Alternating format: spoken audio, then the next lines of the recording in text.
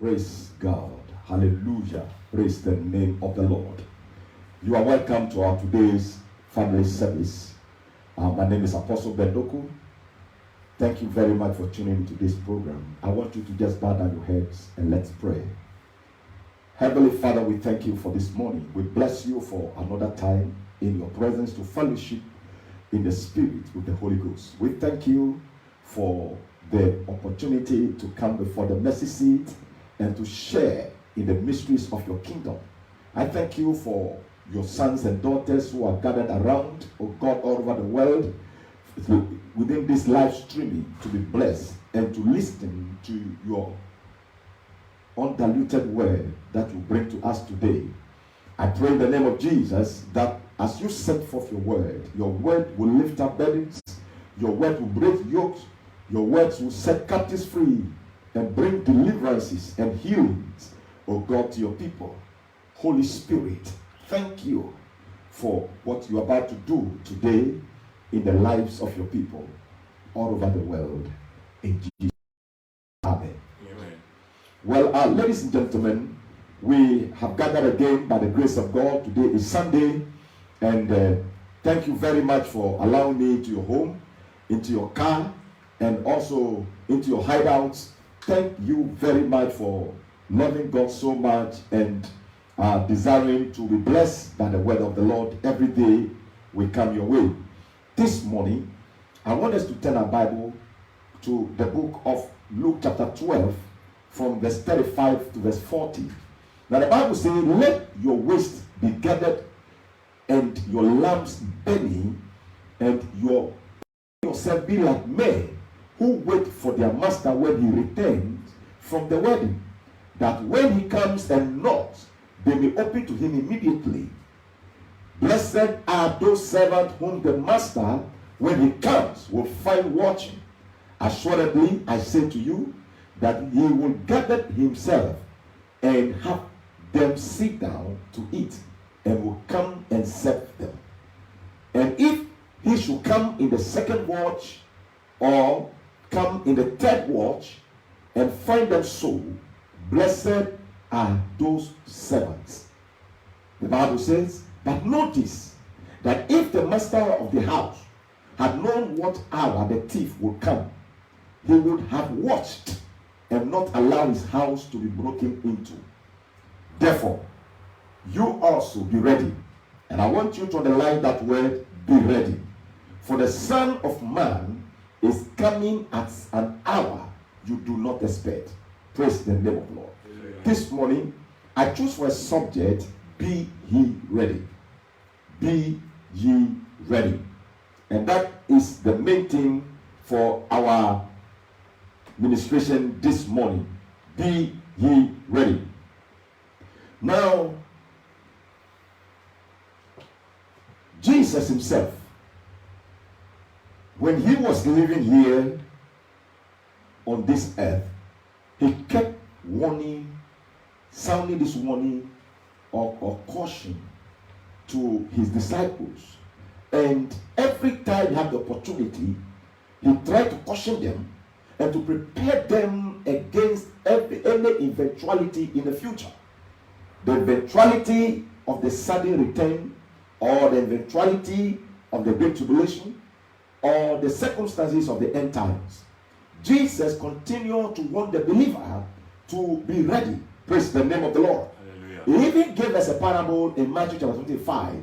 As we read the parable from verse 1 to verse Matthew 25, from verse 1 to verse 13, Jesus in this parable explains a lot of truth that I want us to digest this morning.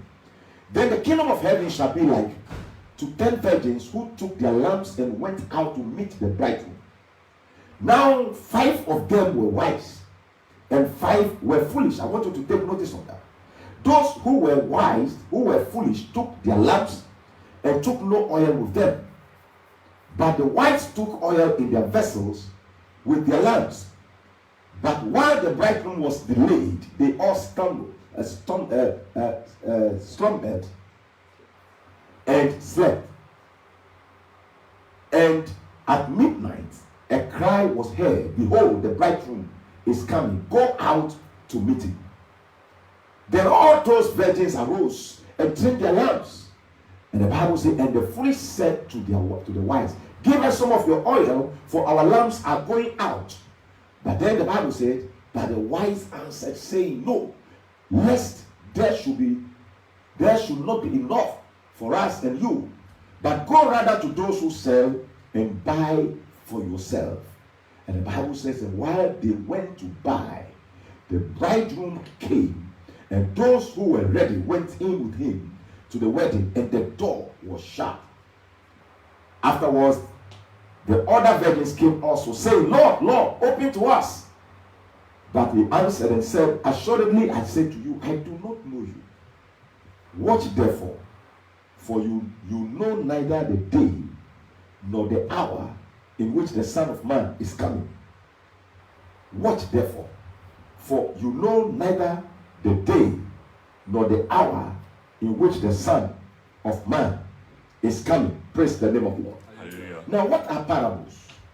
Parables are lengthy narratives drawn out of nature to depict spiritual truth or to teach spiritual lessons, and more importantly, lessons about the kingdom of God. Normally, parables hold great keys, mysteries pertaining to God's kingdom. So this was a parable that Jesus was speaking to his disciples. And he spoke this parable in order to teach them a lesson. The lesson of how the end time is going to be like. The lesson about the coming kingdom. The lesson about how important it is for them to prepare.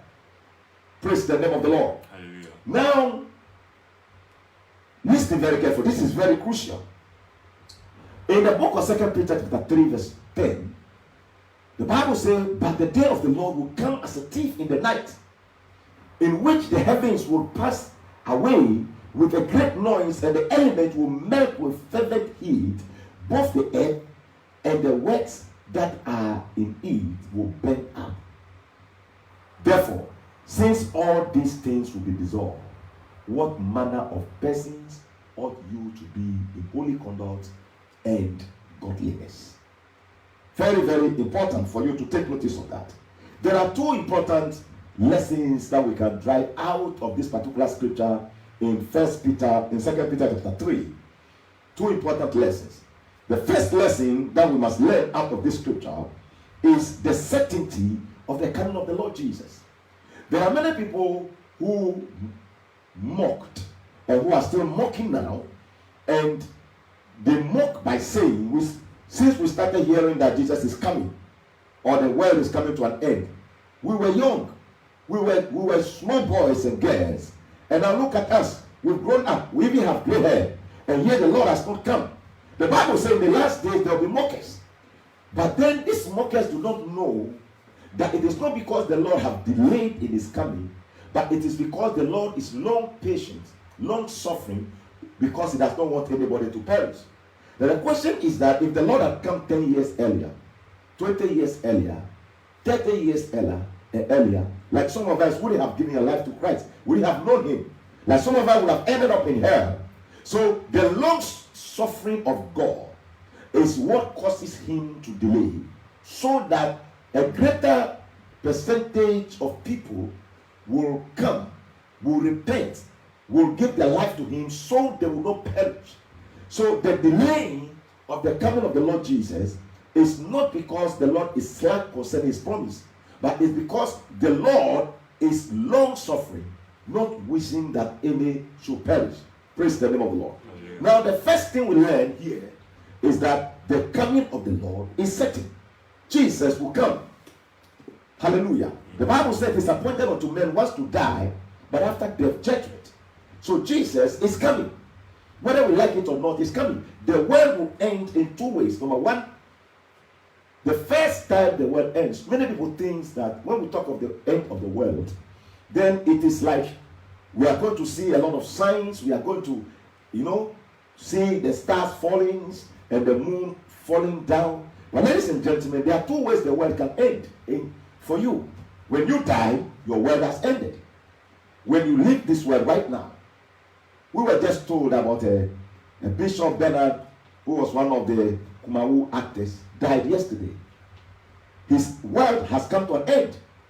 So it is not necessary, not every one of us will be here until Jesus comes. Of course, when Jesus comes and you are a believer, you'll be risen up again, you'll be resurrected from the grave. But then, when you die, you will meet the Lord. Praise the name of the Lord. Your world have come to an end. So, ladies and gentlemen, the certainty of the coming of the Lord. This is what the scripture is revealing, the certainty of the coming of the Lord. Now, the second thing this scripture in 2 Peter also is saying is the sudden of the coming of the Lord. The Bible says the coming of the Lord shall be like a thief. When a thief is coming to rob you, he does not come when you are alert. The thief does not come when you are awake. The thief does not come when you are watching. The thief comes when you are deep in the night, when everything is silent, when you are fast asleep. That is when the thief comes. The thief comes suddenly when you are least expected, when you don't expect. That is how the coming of the Lord Jesus will be. Jesus said it shall be like the days of Noah. Noah preached for 21 years, 120 years, and kept warning the people that they must repent because God was about to destroy the world with the flood.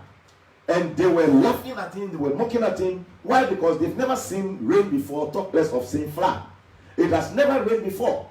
And here comes Noah, this old man, who goes about warning people and telling them to repent.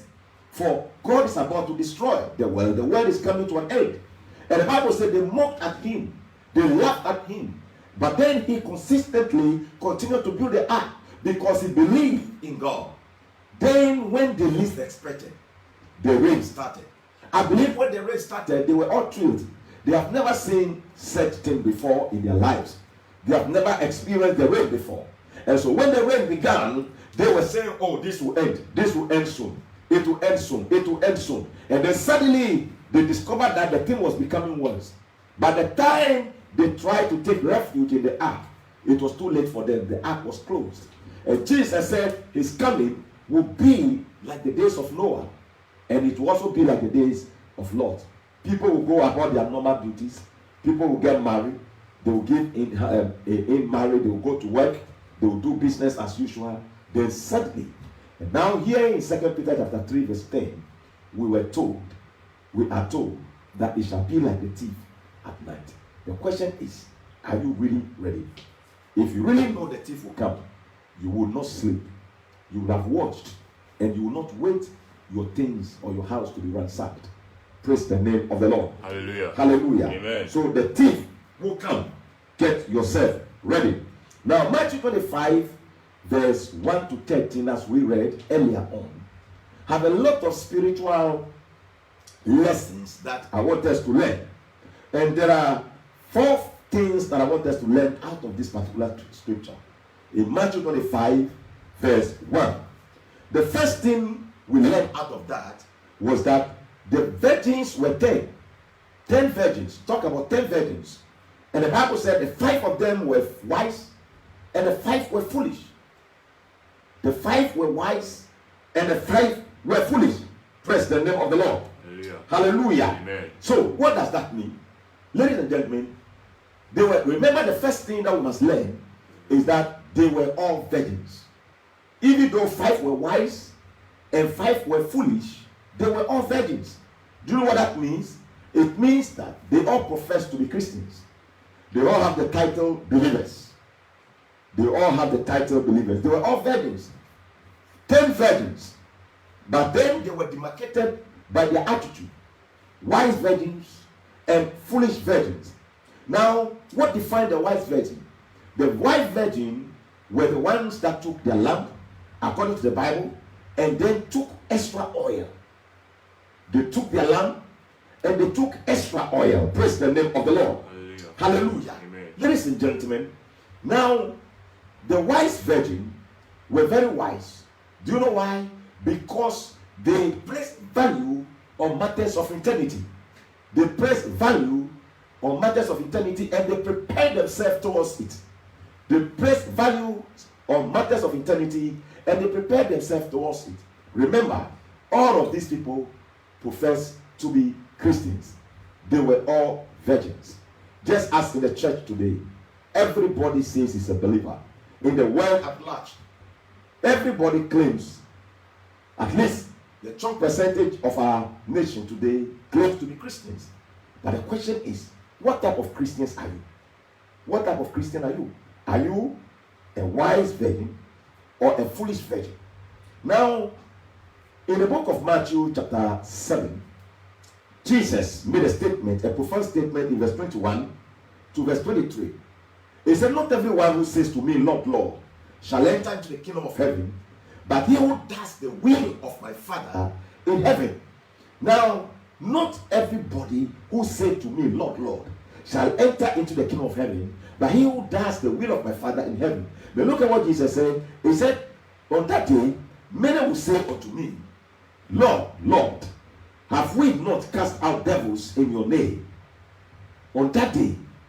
And then many will say to me in that day, Lord, Lord, have we not prophesied in your name, and cast out demons in your name, and done many wonders in your name? And then he said, then I will declare unto them, I never knew you. Depart from me, you who practice lawlessness. Now, do you know what that teaches us? Ladies and gentlemen, you can profess Christian, you can profess to be a Christian, and you can take the title of a believer upon yourself, but you don't deceive yourself. Hallelujah. Amen. Because there are wise virgins and there are foolish virgins. Praise the name of the Lord. Hallelujah. Now the Bible says, not all those who say Lord, Lord, Lord, who call me Lord, Lord, Lord, will enter into the kingdom of heaven, but those that do the will of the Father. Now, do you know what that means? It means the will of the Father is paramount. If the will of the Father is the most important thing, the will of God. Ladies and gentlemen, it is not you calling yourself a believer that matters. But the question you must ask yourself, do I do God's will? Am I walking in the center of God's will? Ladies and gentlemen, there is no safe place in the world like the will of God. The will of God, in the will of God, you have promotion. In the will of God, you have provision. In the will of God, you have protection.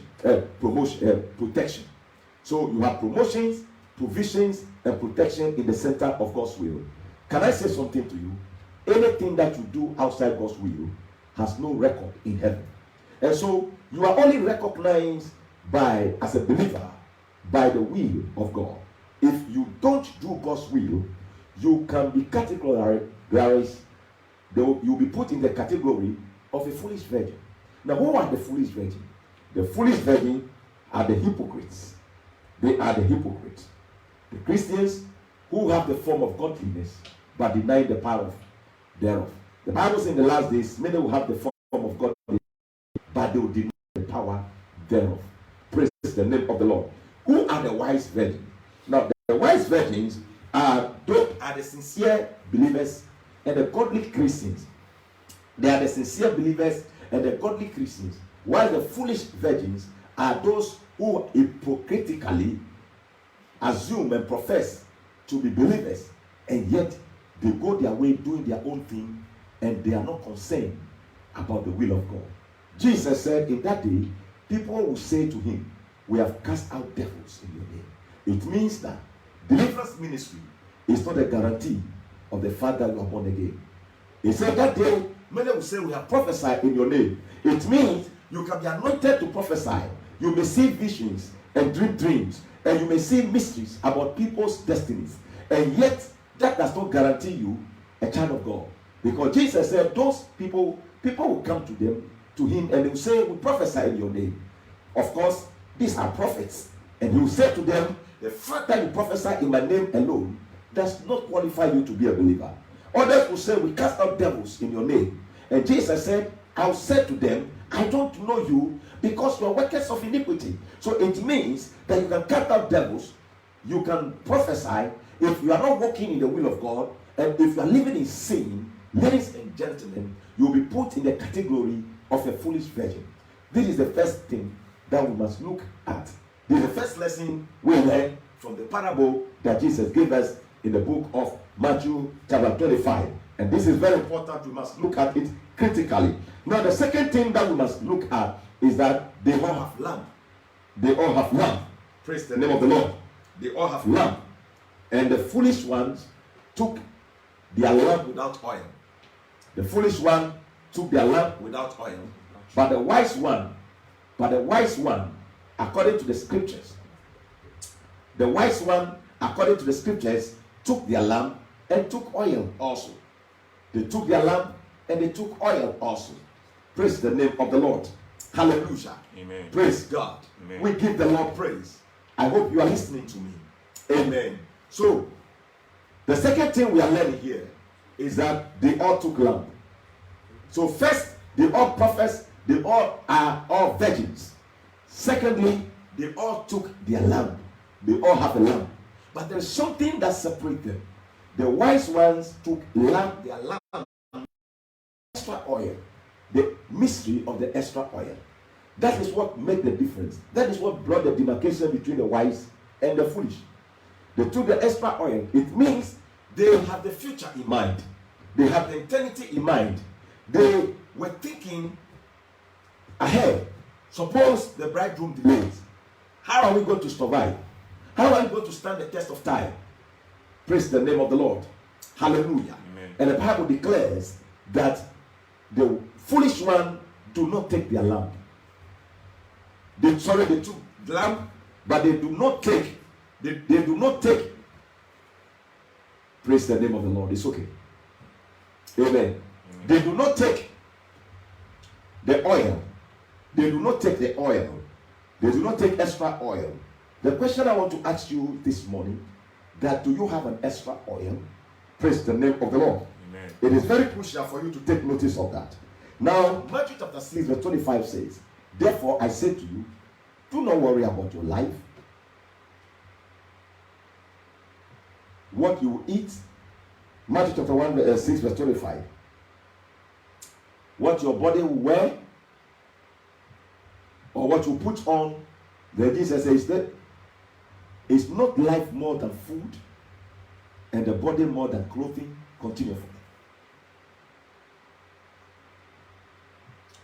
Look at the birds of the air, for they neither sow nor reap nor gather into barns, yet your heavenly Father feeds them. Are you not of more value than they? Now, it is very crucial for you to understand that Jesus does not want the believer to worry about material things. He does not want our chiefest concern in life to be what we are going to wear, what we are going to eat, what we are going to put on, where we are going to sleep. Jesus wants us to think about matters pertaining to eternity, because they are weightier matters. And he wants every child of God to consider that. Praise the name of the Lord. Amen. And so the wise are the ones who consider matters pertaining to eternity. They took extra oil, they took time to prepare for eternity. But the wise do not take time at all. To them, what matters now is treasure. And do you know, the Bible says where physical things, material things, the Bible says where your treasure is, there will your heart be. Now, what kind of investment are you making? Are you making investments into the kingdom? Then your heart will be in the kingdom. If your investment is about this life and material things, then your heart will be in this life and in material things. Praise the name of the Lord. Hallelujah. This is the number 2. Praise God. The second thing they did was that they were focused on, the foolish was focused on their temporal need, things that they want, and they do not consider the future. But the wise thought of the future, and they prepare adequately for the future. The third lesson I want us to learn from this particular scripture in Matthew chapter 25, and I want us to look at the third category lesson that we learn. They all fell asleep. They all fell asleep. They all slept. Praise the name of the Lord. Hallelujah. Hallelujah. Amen. Now, in the book of 1 Peter chapter 5, verse 8 and 9. Now, sometimes what befalls sincere Christians and godly Christians also befalls hypocrites in the kingdom. You must take notice of that. You are not the only one going through the challenges you are going through. So don't allow the challenges you are going through be the excuse why you have not prepared yourself for the coming of the Lord. I know some of you have nothing to eat. You have nowhere to lay your head. You haven't paid school fees. You have bills to pay. You are grown old and you are not married yet. You want to travel. You went for the visa and you are not giving. But ladies and gentlemen, according to 1 Peter chapter 5 verse 8, be sober, be vigilant, because your adversary the devil walks about like a roaring lion, seeking whom he may devour. And the Bible says, resist him steadfastly in the faith, knowing that the same affliction, I want you to take notice of that, knowing that the same afflictions or the same sufferings are experienced by your brotherhood in the world. So you are not the only one suffering. Even the godly ones are also suffering. They are also going through the same thing, challenges you are going through. So you are not the only one. That it should not be the reason why you will not examine your life. You will not live the godly life. You will not prepare towards the coming of the Lord Jesus. You are not the only one going through the challenges you are going through. The same experiences, the same afflictions, the same sufferings are experienced by your brotherhood in the world. Until you get closer to somebody, you may think you are the only one suffering. Until you get closer to somebody, you may think you are the only one suffering. You are not the only one suffering. What you are going through, somebody's own is heavier than yours. The same afflictions. But even though they are going through those afflictions, they are able to prepare. They are able to gather extra oil. Ladies and gentlemen, don't hide behind your suffering. Don't hide behind your afflictions. Don't hide behind your challenges, your temporary setbacks, and then be negligent. Because you will be categorized among the foolish virgins. So, both the wise virgin and the foolish virgin, they grow weary. There are many things that will cause you to grow weary. They all grew weary and slept. They all slept. The wise slept. And the foolish also slept. So sometimes we will all grow weary under challenges, under present circumstances and situations, under temptations and trials, and we may fall asleep. But the Bible says, before they even fell asleep, they slumbered, and they fell asleep. Nobody falls asleep at once. Slumbering is a symptom of lukewarmness. Of backsliding. Slumberiness or to slumber is a symptom of backsliding state. Those who backslide slumbered before they fall asleep. So the question is, you must come to a place where you learn how to examine yourself. Do not depend on the grace of yesteryears. The grace and the victories of yesteryears is the reason why many have failed today.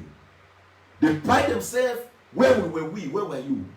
Where we were praying. We can pray 5 hours. We used to fast 40 days. The question is, are you still praying 5 hours? And are you fasting 40 days now? So, the deception here is having the form of godliness and denying its power. Having the form of godliness and denying its power. They will be saying, we were strong before. We used to be active, zealous. We were winning souls before. The question is, are you winning souls now? Hallelujah. Amen. Apostle Paul said in Philippians chapter 3, from verse 12 to 13, and he put this in a very beautiful way. Philippians chapter 3, from verse 12 to 13. Let's look at how the Apostle Paul said, not that I have already attained, or I'm already perfected, but I press on that I may lay hold on that for which Christ Jesus also lay hold on me. And he said, brethren, I do not count myself to have apprehended, but one thing I do, forgetting those things which are behind and reaching forward to those things which are before. So this Apostle Paul said he's not counting himself to already attain, but he's saying that what he does is that he forgets those things that are behind, the past victories, the past failures, the past achievements, and then he consistently pressed on towards the mark of the high calling. And I want us to go to verse 14 and verse 15. Now verse 14 says that I press towards the goal for the high price, for the price of the upcalling of God in Christ Jesus. I press on. He said, therefore, let as many as are mature have this mind. And if in anything you think otherwise, God will reveal even this to you. Praise the name of the Lord. Hallelujah. So this is the scripture. And this is the Apostle Paul speaking. Praise the name of the Lord. Hallelujah. Hallelujah. Amen. Amen. Amen. Ladies and gentlemen, you must take time to examine yourself. When you are slumbering, that is an opportune time to wake yourself up, so you will not fall asleep. The times that they were sleeping will have been the best time for them to examine their lamp, to see whether their light is really burning. But they slept. They missed that opportunity because they slept. The foolish virgins slept. And because they slept, the opportunity to examine themselves slipped out of their fingers. And by the time they heard the crowd cry in the midnight that the bridegroom is coming, it was too late for them to prepare for an extra oil. And the Bible said they went looking for extra oil from the wise, but they discovered that it was too late. The wise told them, we cannot share what we have with you, because what we have with us is not enough for both of us. Ladies and gentlemen, take time to prepare. Be ready. Get that extra oil. Hallelujah. Amen. Get that extra oil. Now in the book of 1 Timothy chapter 6 verse 19, the Bible says, storing up for themselves a good foundation for the time to come. So I want you to take notice of the word, for the time to come. So we don't only store for ourselves for today. We store for ourselves a good foundation for the time to come, that they may lay hold on eternal life. So in order to lay hold on eternal life, you must start storing for yourself a good foundation, okay, for the time to come. The wise store for themselves a good foundation for the time to come, but the foolish store for themselves only for today. There's a difference between the wise virgin and the foolish virgin. So that's what the Bible says. Storing up for yourself a good foundation for the time to come. Now the difference between the wise and the foolish also. The wise operate by certain conviction. They operate by active principles. They operate an active principle, just like Daniel. In the book of Daniel, chapter 1 verse 8, and the Bible said, and 1 verse 8, that Daniel purposed in his heart that he will not defile himself with the portions of the king's meat. But Daniel purposed in his heart that he will not defile himself with the portion of the king's delicacies, nor with the wine which he drank. Therefore, he requested of the chief of the eunuchs that he might not defile himself. So, before they were even taken to captivity, Daniel was guarded by principle.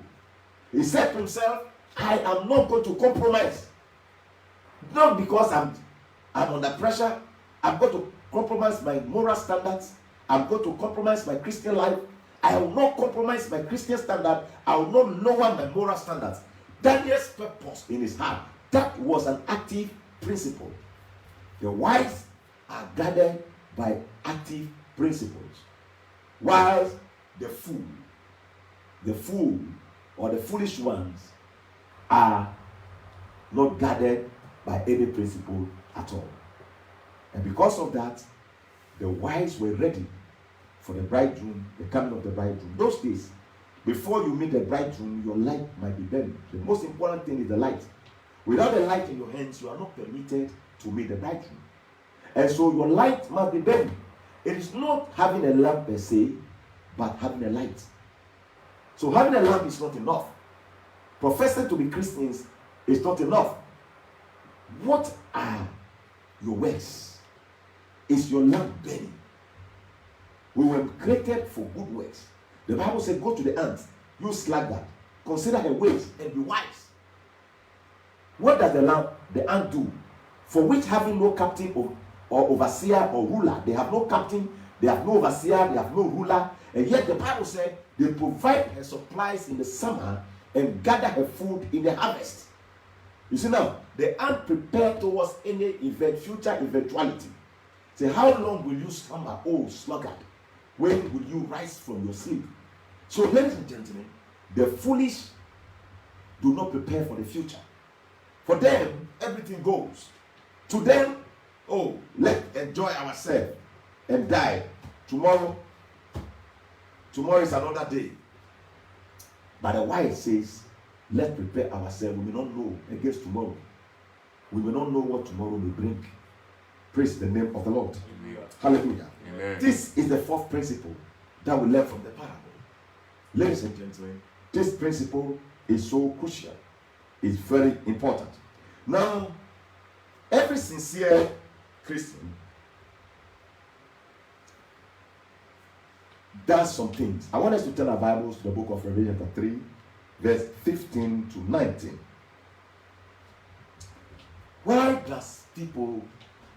Why do people get distracted? Why do Christians get distracted? And they begin well and they end up lukewarmness. Why? The Bible says, I know your works, that you are neither cold nor hot. I could wish you were cold or hot. And this is Jesus speaking. So then, because you are lukewarm, and neither cold nor hot, I will vomit you out of my mouth. Because you say, why have they become lukewarm? Why did they become lukewarm? What was the reason for their lukewarmness? Verse 17 says, because you say, I am rich, I have become wealthy, and have no need of nothing, and do not know that you are wretched, miserable, poor, blind, and naked. I counsel you to buy from me gold refined in fire, that you may be rich, and white raiment, that you may be clothed, that the shame of your nakedness may not be revealed, and anoint your eyes with eye salve, that you may see. As many as I love, I rebuke and chasten. Therefore, be zealous and repent. And this is the warning that Jesus brought to the church. Because you are not hot, you are neither hot nor cold, I will spew you out of my mouth. The Lord hates lukewarmness. What made them lukewarm was the fact that their focus was on their wealth. I am rich. I do not lack anything. All that they care about is material things. But then the Bible said because of that, they became lukewarm without knowing. And the Lord came to warn them. And he said, I want you to repent. I want you to repent. Ladies and gentlemen, 1 Timothy chapter 6, verse 6 says something. And I want us to take notice of that. Verse 6 to 11. Now, godliness with contentment is great gain. For we brought nothing into this world, and it's certain we carry nothing out. The Bible says, having food and clothing, with these we should be content. But those who desire to be rich fall into temptation and a snare into a foolish and harmful lust, which draw men in destruction and perdition. For the love of money is the root of all kinds of evil. For which some have strayed from the faith in their greediness and pierced themselves through with many sorrows. The Bible says, oh, you man of God, flee these things and pursue righteousness. Look at the things God asks us to pursue: righteousness, godliness, faith, love, patience, gentleness. Ladies and gentlemen, these are true riches. These are the true riches. When the Bible talks about true riches, these are the qualities that will stand the test of time.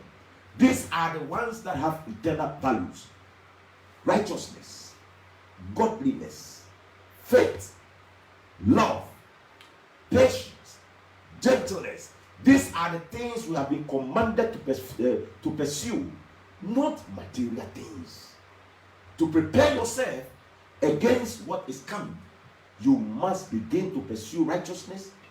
You must pursue godliness. You must pursue faith. You must pursue love. We must pursue patience. We must pursue gentleness. Ladies and gentlemen, when you have these things in you, you have treasure indeed. You are rich indeed. Now, the Christians in the book of Revelation that Jesus rebuked, in Revelation chapter 3, Jesus tells them that because you think that you have nothing, you don't know, you say you don't have, you are rich and you don't have need, you have need of nothing. He said you don't know that you are poor, you are wretched, you are naked. Why? Because what we call riches in this life is not the same thing God called riches in the other life. What we call riches will only end here. Praise God. But then what God called riches will stand the test of time. He said, you don't know that you are wretched, you are miserable, you are poor, you are blind, and you are naked. Whilst you pride yourself in your wealth, whilst you pride yourself in your goods, the reason why you are not preparing yourself and getting yourself ready for the rapture, the reason why you are not getting yourself ready against the coming of the Antichrist, is because you are distracted by the so-called wealth and goods. But Jesus is saying to you now, ladies and gentlemen, you are wretched, you are miserable, you are poor, you are blind, you are naked. Can I say this? All human forces without God is useless.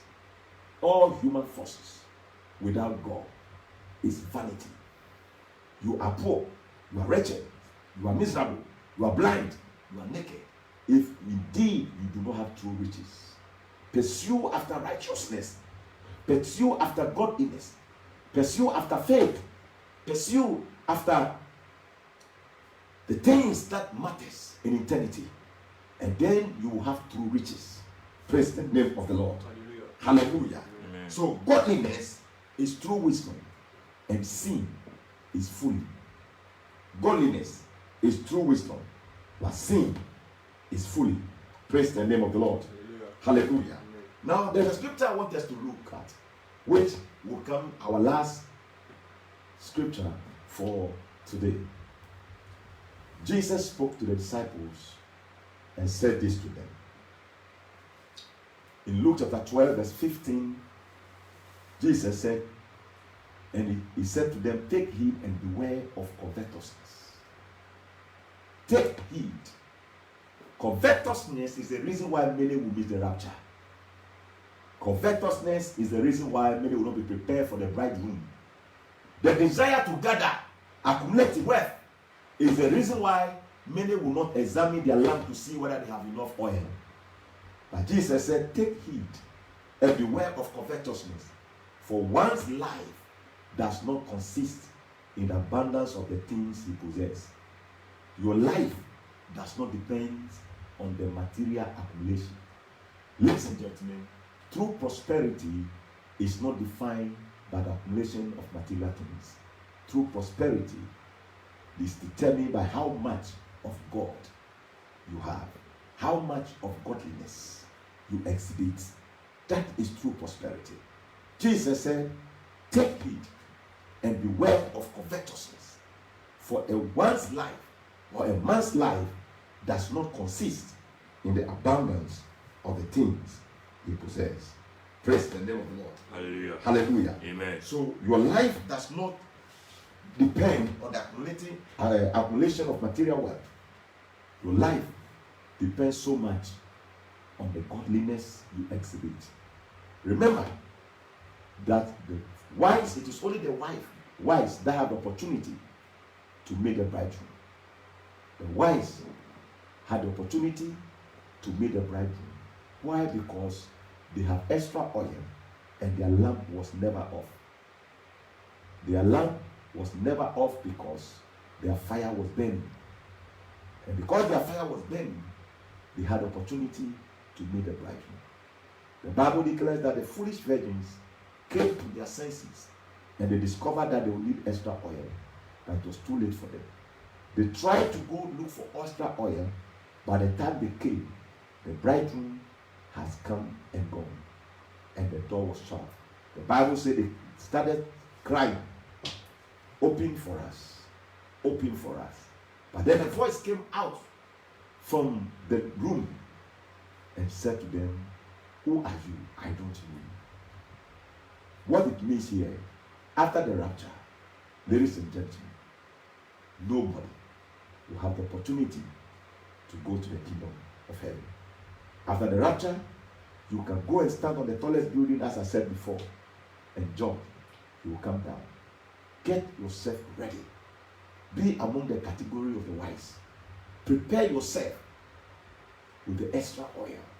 The extra oil is the mystery key to your entrance into the kingdom. Will your anchor hold in the storms of life? When the temptations begin to hit at you, will you be able to stand? When the Antichrist begin to chase after you, will you be able to stand? Let's assume, in the worst scenario, that Jesus delayed in coming and we have to go through the tribulation, just as some have been teaching. The question is, will you be able to stand? Have you prepared your faith? What are you feeding on? What do you spend your time on? Are you on the phone always without meditating on the word of God? Are you praying? Ladies and gentlemen, are you fasting? What you are spending your time now in or on is your investment you are making against that day. Get yourself ready. Be ye ready, for you don't know when the Lord will come. His coming will be like a thief in the night. It will come suddenly, but to be sure. Prepare yourself to meet your Maker. This morning, I believe the Lord has encouraged you and has spoken to your heart. If you have been distracted by something other than godliness, then ladies and gentlemen, you will be sinking very soon and you will fall asleep very soon. Wake up, examine yourself and see whether you are in the faith. And if you can do these, then you will survive the coming of the bridegroom and you will not be found wanting. You may fall asleep at a point in time because of the challenges of life. But then, will the extra oil be available to stand in for you? Prepare for extra oil against the day of the Lord. Get yourself ready and be like the 5 wise virgins. Take your lamp, but don't be negligent. Don't be careless. Take your lamp, but prepare for extra oil. Because you may not know the time, the date, the season, or the hour that the Master will come. But get yourself ready. Get yourself ready through prayer. Get yourself ready by the studying of God's word. Get yourself ready by repenting and giving your life to Jesus and by living the godly life. Get yourself ready against that day. I pray that your lamp will not go off at midnight. Midnight is a bad time for your lamp to go off, because those who sell oil will not be available. At midnight, they will be fast asleep. Their doors will be closed and their houses will be shut. Midnight is not a good time to run out of oil. So during the day, be like the ants and gather your food in summer against the winter. Thank you very much for listening to me, and God richly bless you. If you have watched me and you are saying you wished opportunity is given to you to give your life to Christ, I want to do so. I want to give you that opportunity. Because the first step to getting yourself prepared and getting yourself ready is to be born again. Is to repent from your sins. Is to accept Jesus as your Lord and personal Savior. That is the only hope for the sinner. There's only one prayer request that God takes from the sinner. Repentance. Forgive me, Lord. If only you pray that prayer this morning, the Lord will hear you. The Lord will wash you. The Lord will forgive you. The Lord will cleanse you. The Bible says in the book of 1 John chapter 1, verse 8 and 9, if we say we do not have sin, then we deceive ourselves. But if we confess our sins, if we say that we do not have sin, we deceive ourselves. And the truth is not in us. But if we confess our sins, He is faithful and just to forgive us our sins and to cleanse us from all unrighteousness. I want you to bow down your head and pray this prayer after me. Say, Heavenly Father. Heavenly Father. Today, I acknowledge my sins. I acknowledge my sins. I repent from my sins. I repent from my sins. I ask you, Lord. I ask you, Lord, to forgive me. To forgive me of every unrighteousness. Of every unrighteousness that I have committed. That I have committed. I invite Jesus. I invite Jesus into my heart. Into my heart. I open my heart. I open my heart. I ask Jesus. I ask Jesus to be the Lord. To be the Lord over my life. Over my life. Jesus. Jesus. Be my Lord. Be my Lord. And my personal Savior. And my personal Savior. Write my name. Write my name. In the book of life. In the book of life. And give unto me. And give unto me. The gift. Of eternal life. Of eternal life. Thank you. Thank you. For saving me. For saving me. In Jesus' name. In Jesus' name. Amen. Amen. Now, all my viewers, I want to pray for you. This short prayer time is a crucial time. If you are sick, put your hand where you are sick. If you are believing God for any breakthrough, put your hand on your head. And if you are believing God for a financial breakthrough, put your hand in your body. I want to pray. Father, the Bible declares that you sent forth your word, and your word delivered them and healed them from all their afflictions. I have come with the words of exhortation to your people, even those who are watching me. Right now, I pray for them. Lord, I curse the spirit of infirmity. I bind all forms of satanic harassment, demonic yoke. I command it break now. And I command burdens to be rolled off. Every satanic burden roll off from your shoulder. And let every yoke be broken. Now I speak healing. I speak restoration, breakthroughs, open door, divine protection over your life. Now, Holy Spirit, touch your people. Heal them. Restore them. In the name of Jesus. I bless you, Lord. I give you the glory. I worship you. And I hallow you. In Jesus' name. Amen. Amen. Praise the name of the Lord. Well, we have a lot of people online. I can see Brad James. I can see Bright David. I can see Augustus. And I see Obapa Linda here. And then many more. Priscilla Bande is here online with us. And Sister Claudia, I can see you online. I can see Eric Sapon. And then I can see a lot of the brethren. Time will not permit me to mention all your names. But thank you very much for tuning into this program and for coming online with us. God richly bless you. I want you to write down all the scriptures and then go back and meditate and memorize on these scriptures. And the Lord will bless you. I thank you and God bless you richly. Until I come your way next week, I'll be coming your way on Tuesday and we'll continue the teachings on the end time. So get yourself set as we come your way with the teachings of the end time on Tuesday. And the time is going to be 7:30 p.m. in the evening. 7:30 p.m. in the evening. We are going to have our Tuesday Bible studies, and the topic is going to be the Millennial Kingdom. The Millennial Kingdom of God. God bless you, and thank you very much for tuning in. I want us to share the grace together. The grace of our Lord Jesus Christ, the love of God, and the sweet fellowship of the Holy Spirit be with us now and forevermore. The Lord keep you. The Lord watch over you. The Lord preserve your going forth and coming in. The Lord enlarge you and expand you. And the Lord place his mark of ownership over you against any virus, against any bacteria, any parasite, or any disease, projections, incantations, and spell from the kingdom of darkness. The Lord bless you and bless your family. In Jesus' name I pray. Amen. Amen. God bless you. Amen.